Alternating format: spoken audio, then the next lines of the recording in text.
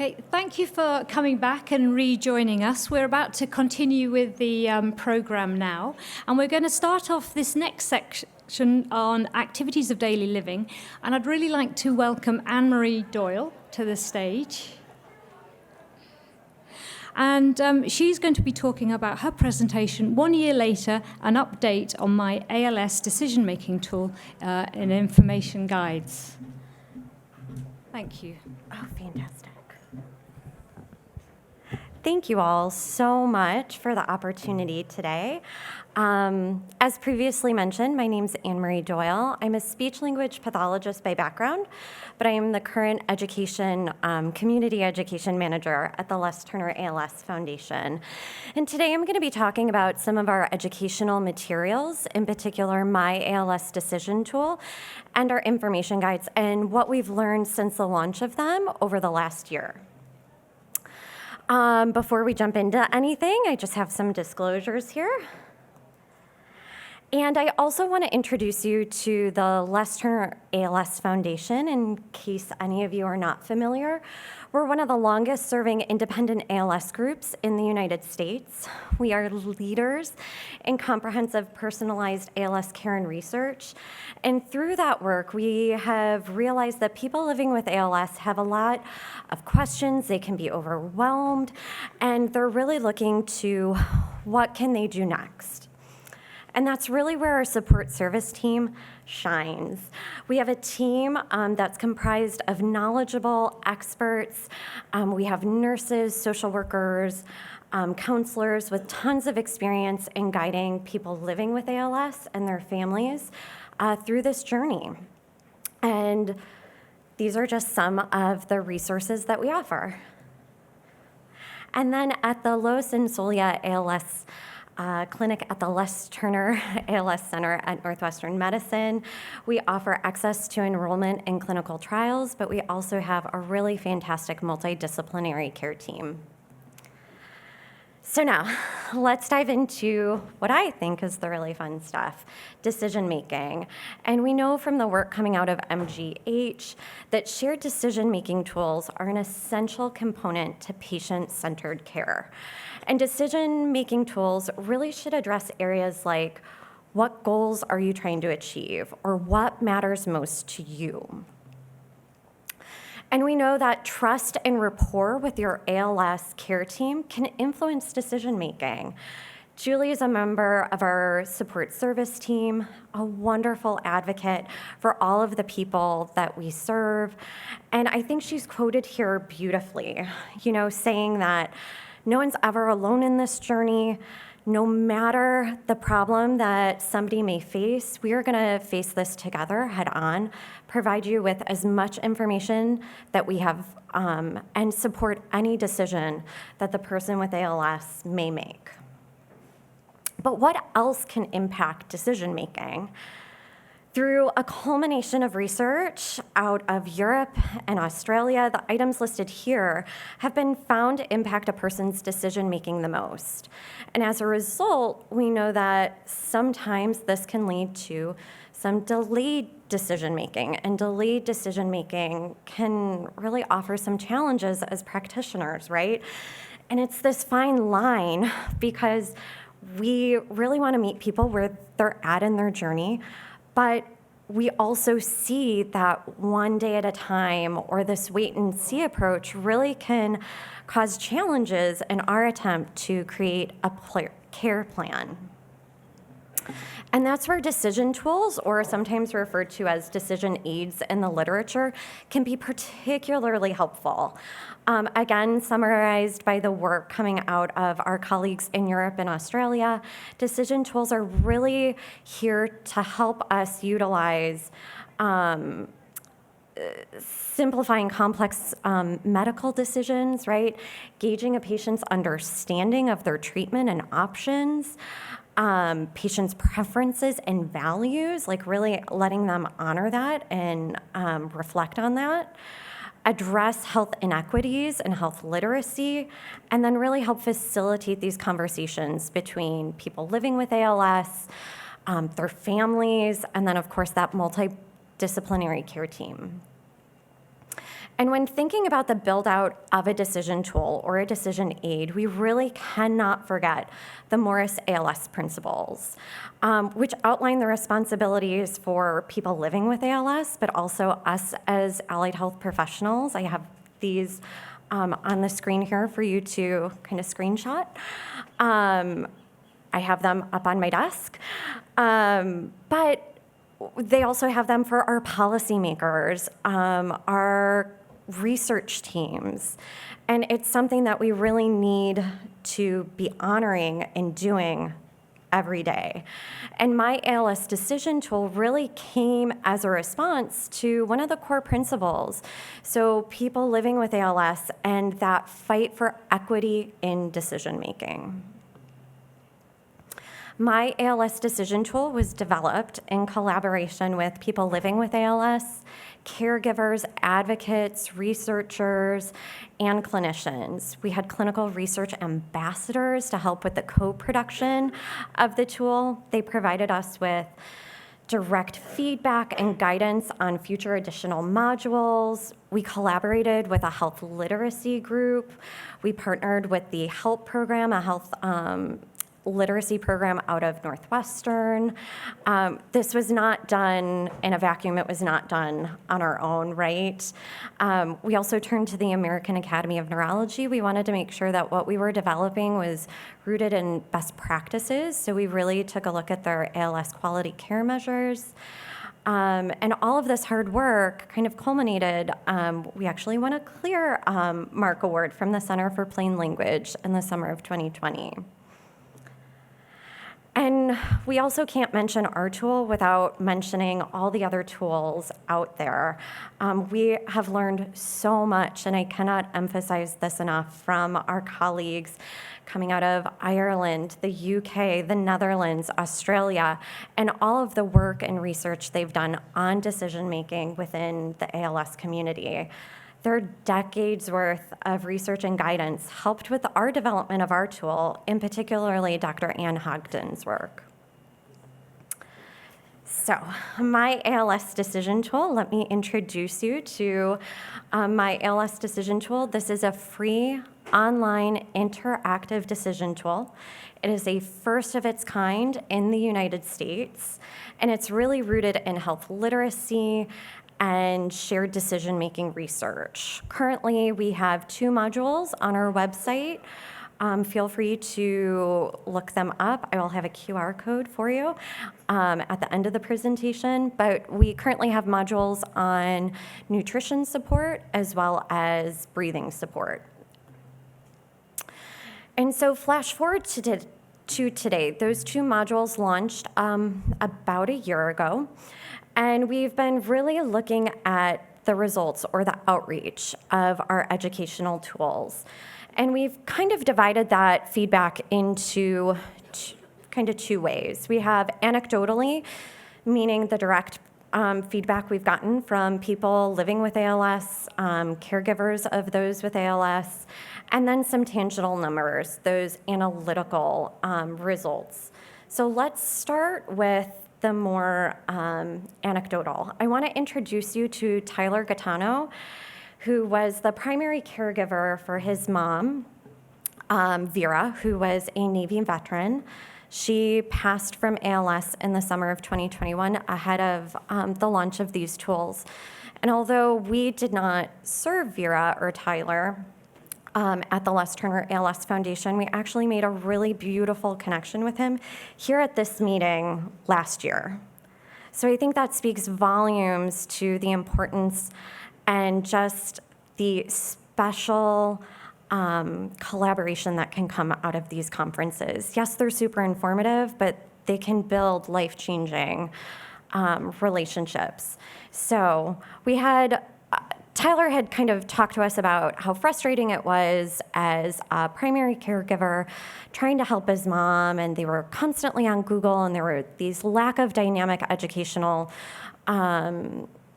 sources for them to utilize, and they were constantly looking for the next best thing or the next best trick, tip, hack. It sounds like so many of the families that we work with, right? So we had him take a look at our tool, and I'm going to let him do the talking.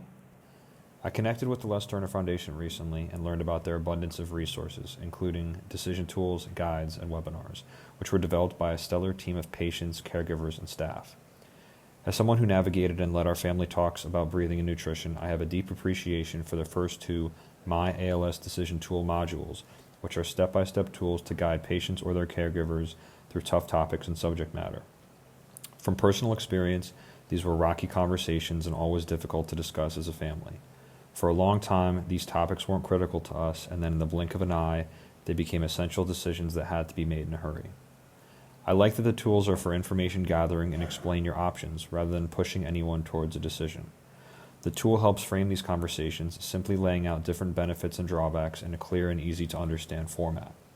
If you are in the middle of using the tool and want to stop, you have that ability. When you're finished, you can get a recap of your choices, which helps provide a bookmark of sorts, making future discussions easier. Many of these decisions are made over time, and it can be overwhelming to remember everything about a topic. There are a tremendous amount of factors that patients and their support circle must consider, and from my experience, this step-by-step tool is the most comprehensive I have seen to date. It seems to be the simplest and most direct way of gaining information on key topics that affect the ALS community. The Foundation is planning to roll out additional tools over time and ensure those in the ALS world are able to benefit as much as possible. And in response to the decision tool, we also developed some complementary information guides to be utilized along with the tool, starting with our ALS and nutrition and ALS and breathing. And then now you've seen on the screen, it's grown exponentially with other topics that we were able to crowdsource that were super important to people and the families affected by ALS. And I will let Tyler give you a little bit more information about them. In addition to their decision tool, they also have multiple guides: breathing, nutrition, communication, mobility, home modifications, and activities of daily living. As someone who fought tirelessly to make headway in all these areas, the guides offer a laundry list of tips, tricks, and hacks to help anyone with ALS adapt to a variety of limitations. Due to the unique nature of ALS and the varied progression rates that all in the community face, the guides are laid out with multiple ideas and levels of accommodation to create a wide spectrum of usable adaptations. Your needs today may not be the same next month, and each guide does well in showcasing solutions for the present and the future. They provide a terrific starting point to assist support circles and their loved ones in being proactive and managing the ongoing adjustments and modifications that ALS patients currently need or will require at some point. I encourage you to visit their website and utilize the abundance of helpful tools, guides, and webinars at your own pace. As we all try to advance care and support for the ALS community, I hope these resources make your path forward a little bit easier. So we've also been able to measure our outreach through some tangible numbers. So 500 represents the number of one-on-one, direct, personalized conversations that our support service team members have had about the tool with people living with ALS. 4,604 views of the decision tool have been measured and counting. We've had 4,448 views of our information guides and counting. And out of the information we were getting from our information guides, we also started a monthly webinar series, and we've had nearly 9,000 views of our ALS learning series to date. So this has been a great reception.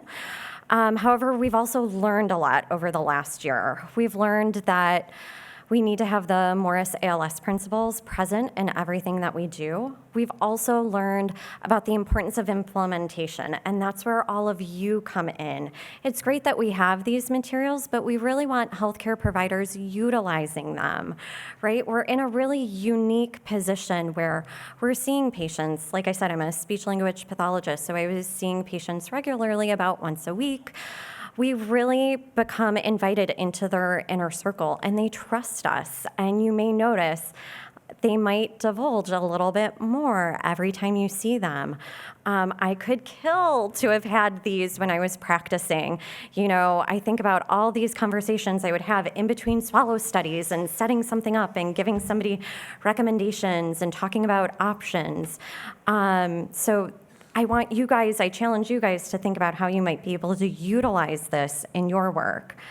And then we've also learned a lot from the website analytics piece. Again, as a speech-language pathologist, I wasn't really well-versed in search option optimizations, right? But that's been a pleasure to get to collaborate with our marketing team.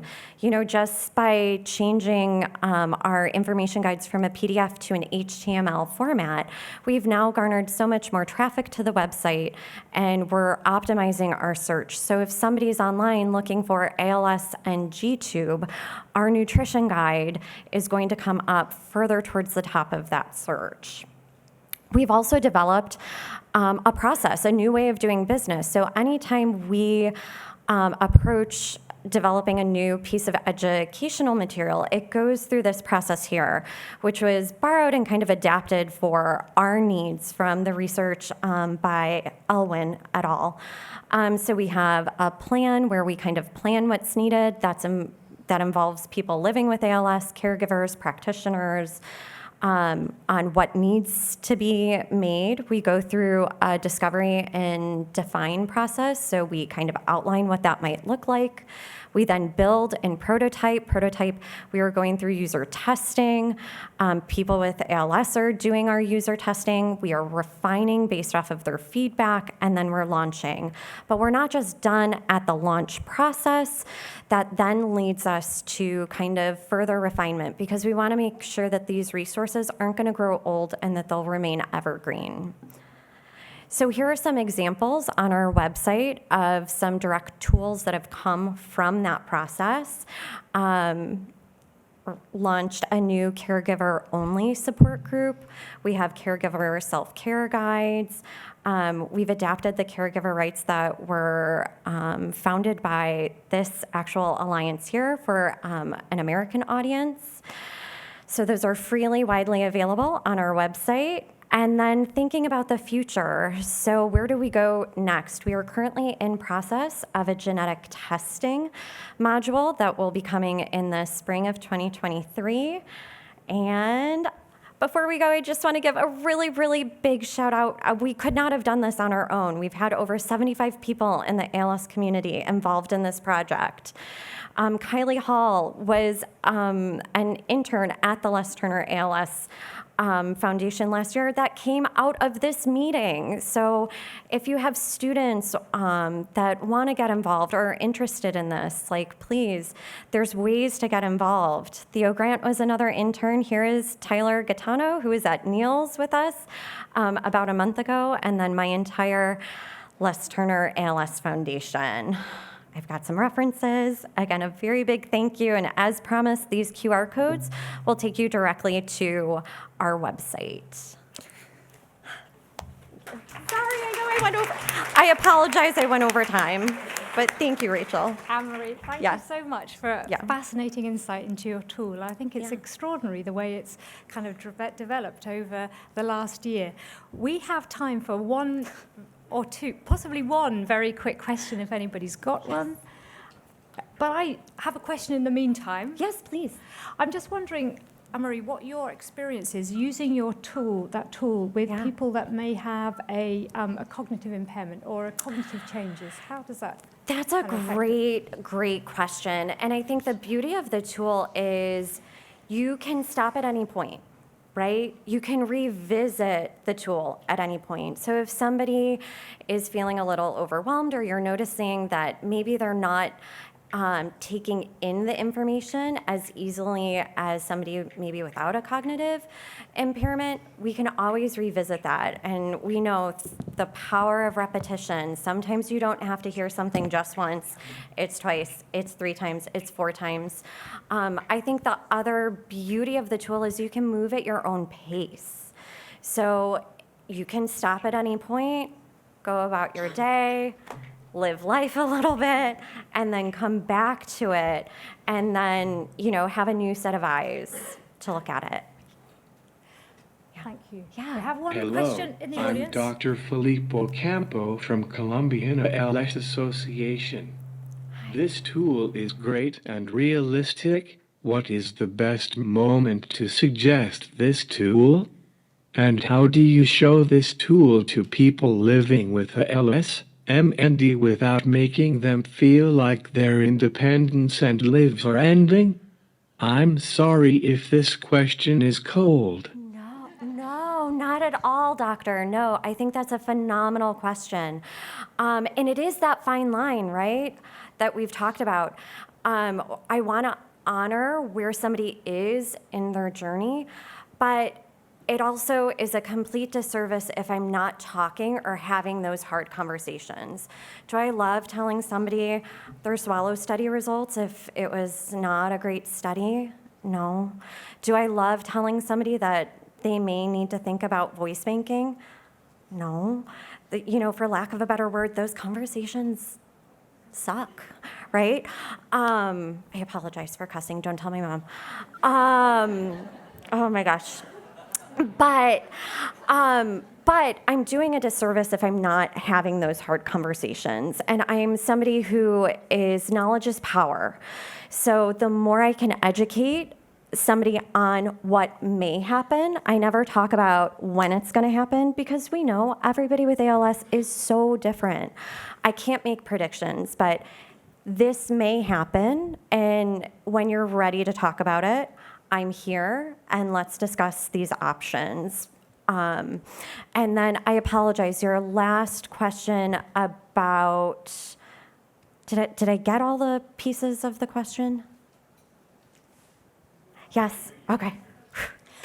Thank you. Thank you. Thank you for your questions. I'm Yeah. afraid we don't have time for any No, more. that's okay. But please That's okay. give Anne-Marie a big round of applause. Oh, Thank an you. online question?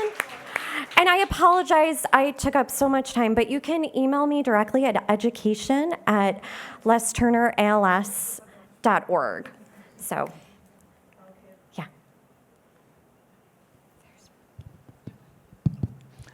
Okay, this is from Stephanie with SUNY Upstate ALS Clinic. Good afternoon, Anne Marie. How can we access a hard copy of the My ALS Decision tool or a guide for those who would prefer this and are less technologically savvy? Yeah, that's a really great question, Stephanie, and it's something that's kind of been rattling in my brain as well because we know, obviously, through the pandemic, right? Not everybody is super tech savvy. Tech fails. Prior to this, I was in the technology center at Shirley Ryan Ability Lab, and my favorite thing to say was, I have this really awesome thing that I'm going to show you, and I guarantee you it's not going to work. Because I've already talked about how great it is, right? It's just the nature of tech. But it's definitely something that we would be looking into, Stephanie. Feel free to reach out to me directly, education@lesturners.org, and I would love to talk more personally with you. Thank you all for your time. I really appreciate it.